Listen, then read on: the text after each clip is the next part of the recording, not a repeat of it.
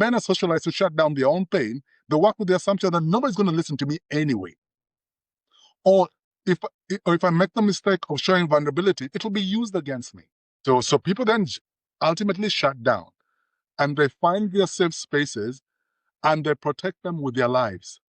And so in the sense of like, because it's all the game of empathy. And I mean, you could draw parallels, for example, and America is always a perfect example because it just because of its complexity.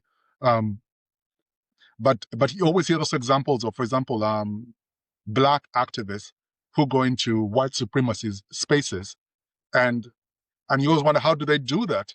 But at the core of it is they say that even those you hate, if you approach it from a point of empathy, you start to realize, actually, you know what, this crazies actually they have their own valid reasons for why they are. You know what I mean? When you actually sit down to listen to them, you know? And that's the approach we have to start using. So we have to get out of this idea that, oh, men need to be fixed, and start literally listening to them for a change. Like, just listen to them. Like, what are they saying?